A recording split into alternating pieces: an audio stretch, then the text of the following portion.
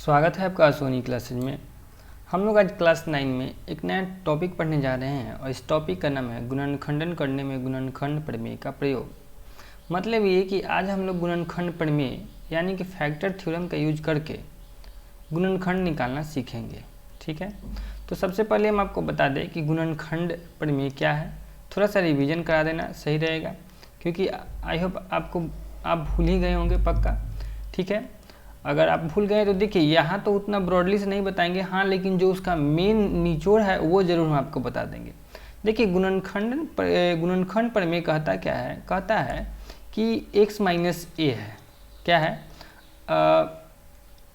px का गुणनखंड होगा, x minus ए px का गुणनखंड होगा कब, जब pa का वैल्यू 0 के बराबर हो जाए।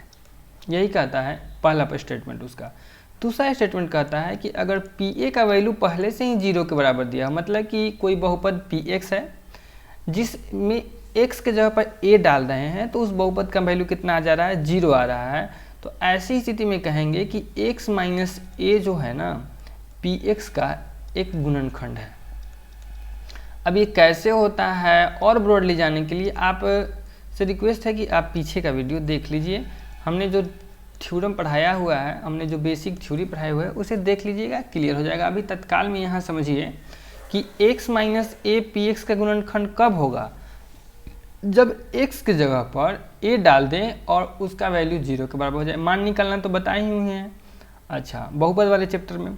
फिर दूसरा स्टेटमेंट यह है कि pa अगर 0 पहले से ही दे रखा है तो x माइनस px का एक गुणनखंड होगा। अब बात यह है कि हम इसका यूज करेंगे कैसे, हमको कैसे पता चलेगा कि गुणनखंड प्रमेय के यूज करके, ठीक है, हम कैसे गुणनखंड पता करें। तो इसके लिए आप पहले एक थोड़ा सा बेसिक चीज़ समझ लीजिए।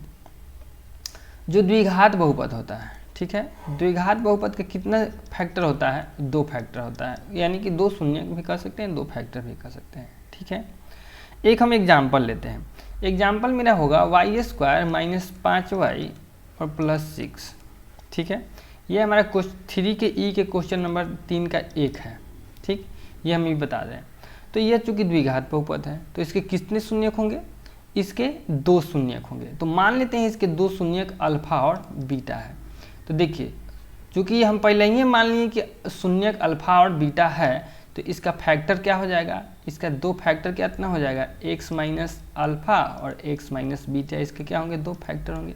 चूँकि हमने मान ही लिया है कि अल्फा और बीटा इसके शून्यक हैं, तो क्या भी बताए हैं कि अगर ये पहले ही हम 0 मान लिए तो x माइनस ए क्या होगा, उसका एक फैक्टर होगा। तो अगर 2 हम इसका ये मान लिए कि फैक्टर है, शून्यक है, तो क्या होगा कि x माइनस अल्फा और x माइनस बीटा इसका क्या हो जाएगा, फैक्टर हो जाएगा।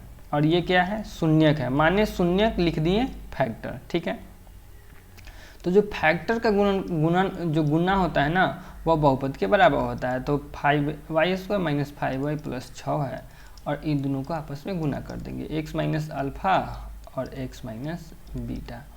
ठीक, y square minus 5y plus 6 गुना कर लेंगे तो x square, x beta minus beta गुने x, अल्फा और x का गुना अल्फा गुने x, और माइनस माइनस प्लस अल्फा गुने beta, y square minus 5y और प्लस 6 x स्क्वायर।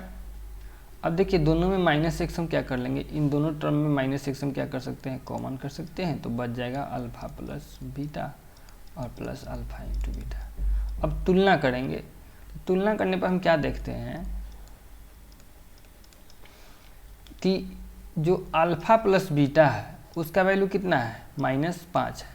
चूँकि y, देखिए यहाँ पर हम x लगा दिए, यहाँ x नहीं होगा y होगा, खैर आप समझ जाएंगे, y y y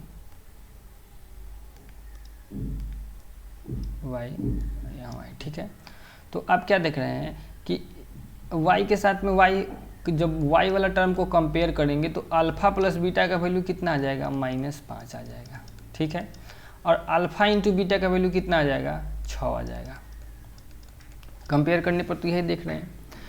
तो आप एक चीज़ नहीं देखे हैं कि यह जो अल्फ़ा इंटू बीटा है, इस जो अचर पद है, यह जो अचर पद कितना है 6 है, इसका एक गुणनखंड है। इसका क्या है, एक गुणनखंड है। तो हमको करना क्या है सो समझिएगा कि जो अचर पद होगा ना उसके सारे गुणनखंड लिख लेंगे हम, ठीक है। अचर पद के अचर पद क्या है, कितना है यहाँ पर 6 है, तो 6 के गुणनखंड कौन कौन हो जाएंगे। 6 किससे किससे करता है, प्लस माइनस 1 से करता है, प्लस माइनस 2 से करता है, प्लस माइनस 3 से करता है, प्लस माइनस 6 से भी करता है। अब हम क्या करेंगे ना कि 1 बाई 1 करके इस सारा वैल्यू को इस वाले बहुपद में डालेंगे। P Y is equals to Y square minus 5y plus 6। और जिस वैल्यू पर इसका मान 0 हो जाए वह एक वैल्यू इसका क्या हो जाएगा, शून्यक। और जब शून्यक हो जाएगा तो उसका गुणनखंड लिखा जाएगा, फैक्टर लिखा जाएगा x के साथ में माइनस लगा के। चलिए शुरू करते हैं, P1 निकालते हैं पहले। तो कितना हो जाएगा, 1 के स्क्वायर घटाओ 5 गुने 1 जोड़ 6, तो ये 1 हो गया, माइनस 5 हो गया, ये 6 हो गया।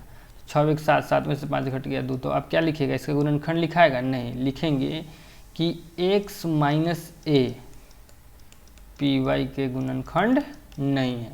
आप लिख लीजिएगा पूरा, इसमें पी वाई के गुणनखंड नहीं है, ठीक है। अब चेक करते हैं p माइनस 1 पर, तो यहाँ माइनस 1 के स्क्वायर हो जाएगा और माइनस 5 गुने माइनस 1 और प्लस 6, तो 1 हो जाएगा, प्लस 5 हो जाएगा, प्लस 6 हो जाएगा। ये और नहीं हुआ तो इसमें भी लिख दीजिएगा कि p।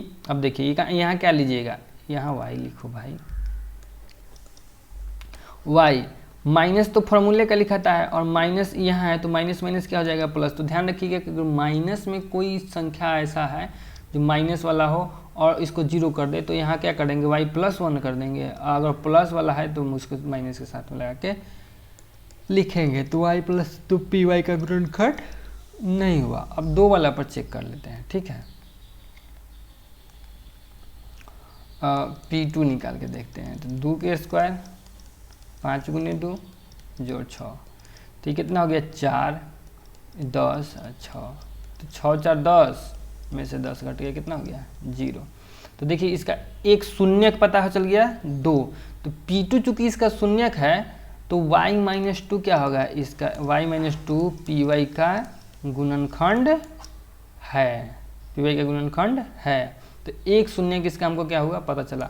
अब p माइनस 2 पर चेक कर लेते हैं। तो माइनस 2 के स्क्वायर माइनस 5 गुने माइनस 2 और प्लस 6,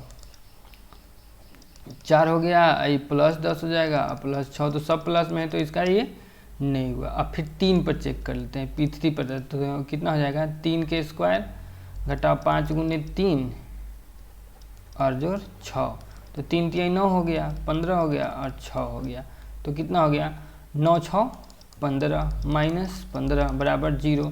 तो हम क्या लिखेंगे कि y माइनस 3 भी एक पी वाई का क्या है, गुणनखंड है। तो देखिए इसके चूंकि यह द्विघात बहुपद है तो इसका कितना गुणनखंड निकलेगा, 2 ही गुणनखंड निकलेगा, 2 ही फैक्टर निकलेगा।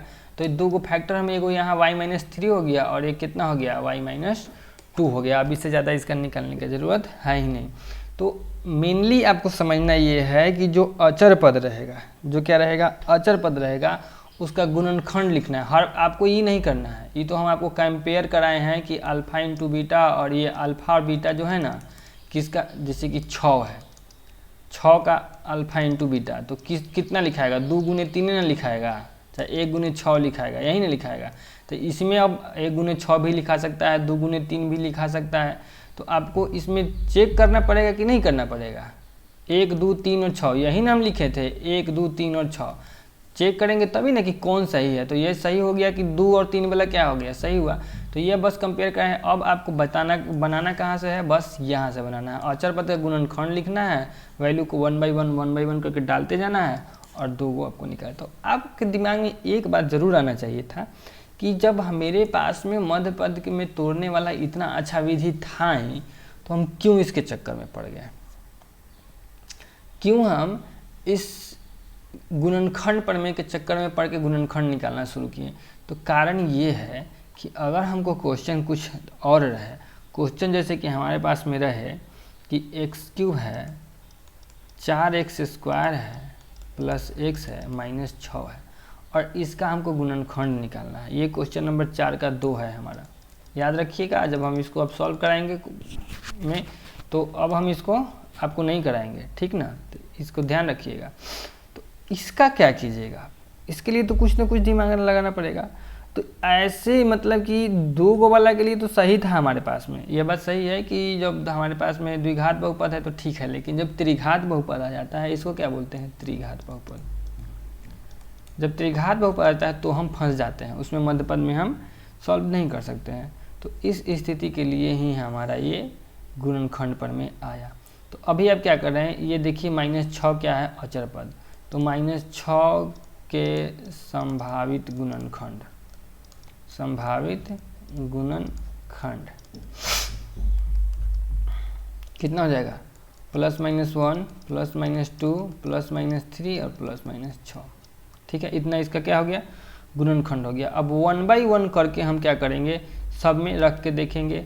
सबसे पहले कम से कम एगो निकालना पड़ेगा। क्या होगा, सबसे पहले कम से कम एगो निकालना पड़ेगा, क्योंकि इतना बार बार अभी तो -6 है तो आप आराम से कर लीजिएगा, लेकिन जब बड़ा बड़ा नंबर आना पड़े तो दिक्कत होने लगेगा। तो त्रिघात बहुपद वाला में पहले एगो कोनो गुणनखंड निकाल लेना है, ठीक है।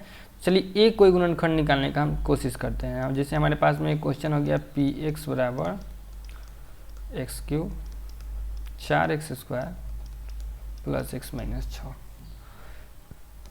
P1 पर पहले चेक करके देख लेते हैं। 1 की क्यूब 4 गुने 1 के स्क्वायर जोड़ 1 घटाओ 6, 1 हो गया, 4 1 हम 4 रह गया, जोड़ 1 घटाओ 6, 4 1 4 5 1 6 माइनस 6 बराबर 0। तो बहुत ही अच्छा बात है कि पहले ही हमको 0 मिल गया, यानी कि P देखिए यह इसका शून्यक हो गया। जब शून्यक हो गया तो क्या लिखेंगे कि x माइनस 1, ध्यान रखिएगा कि प्लस आएगा तो माइनस लिखाएगा, यहाँ पर माइनस आएगा तो क्या लिखाएगा, प्लस लिखाएगा। p माइनस 1 px का क्या है, गुणनखंड है। अब त्रिघात बहुपद वाला में सब को नहीं चेक करना है, ठीक है। अब यहाँ से हम लोग रास्ता अपना चेंज करेंगे। रास्ता चेंज क्या करेंगे कि ये जो पहला वाला हो गया, पहला गुणनखंड हो गया, तो पहला वाला गुणनखंड जो है इसको क्या करेगा, पूरा पूरा काटेगा कि नहीं काटेगा, काटेगा। यानी कि अब इस x माइनस 1 से हम क्या करेंगे कि x³ plus 4x² plus x minus 6 में करेंगे भाग। भाग करना भी आपको हम क्या किए थे, बताए थे। तो इस x से इस x में भाग होता है तो कितना हो जाता है, x² गुने x, x³ x² गुने x माइनस x, नहीं minus x² minus sorry plus x³ से x³ कट गया, 4x² में x² जोड़ा गया, कितना हो गया 5x²। देखिए भाग करना हम सिखाए हुए हैं आपको, इसमें कोई नई बात नहीं है। 5x² में 1 से भाग हो गया तो कितना हो गया, प्लस 5x हो गया। 5x गुने 5x 5x², 5x गुने 1 माइनस 5x प्लस माइनस ये कट गया, 5x और 1 कितना 6x माइनस 6, x कट गया, कितना हो गया प्लस 6 बट गया, 6 से 6 गया 6x और 6 से 6 माइनस 6, तो minus minus plus plus minus minus कितना हो गया 0, ठीक है। 0 आएगा ही आएगा, ये निश्चित है। क्यों, क्योंकि जो गुणनखंड जो फैक्टर होता है, यह क्या है, एक फैक्टर है यानी कि गुणनखंड है। आपको पता है कि फैक्टर जो होता है ना, अब उस नंबर को क्या करता है, पूरा पूरा काटता है, तो पूरा पूरा काट लिया। तो हम इसको क्यों किए, हम इसको यहाँ पर लाने के लिए किए, ये पता करने के लिए किए। तो एक गुणनखंड हमारा ये हो गया। अब इस x² प्लस 5x प्लस 6 को पकड़ेंगे, x² प्लस 5x प्लस 6 को पकड़ेंगे और क्या करेंगे, इसको मध्य पद में तोड़ करके इसका 2 गुणनखंड और निकाल लेंगे। या फिर हम इसको चाहें तो फिर से कौन सा भी लगाएंगे, फैक्टर थ्योरम लगाएंगे, गुणनखंड पे में लगाएंगे और फिर से इसका 2 थ्योरम निकालेंगे, क्योंकि अब क्या हो गया, द्विघात बहुपद हो गया। अभी क्या हो गया, द्विघात। तो हम यहाँ पर मध्यपद वाला विधि लगाते हैं, x² हो जाएगा, 6x² लाना है ना, तो 3 दूना 6, 3x plus 2x plus 6, x हो जाएगा कॉमन तो x प्लस 3, 2 हो जाएगा कॉमन तो x प्लस 3, तो x प्लस 2 और x प्लस 3, 2 को यहाँ से फैक्टर मिल गया हमको। तो देखिए 2 फैक्टर ये हो गया और 1 फैक्टर ये हो गया, तो x माइनस 1 x प्लस 2 और x प्लस 3 क्या है, इसके 3 गो फैक्टर है। किसके? इसके 3 फैक्टर हैं। तो ध्यान से समझे होंगे बात। त्रिघात बहुपद वाले में क्या करना है किसी भी तरह करके हमको एक गो पहले फैक्टर पता कर लेना है। और ठीक है, एक फैक्टर पता करने का तरीका यही है कि जो अचर पद है उसका गुणनखंड लिखिए, 1 by 1 करके वैल्यू रखना शुरू कर दीजिए।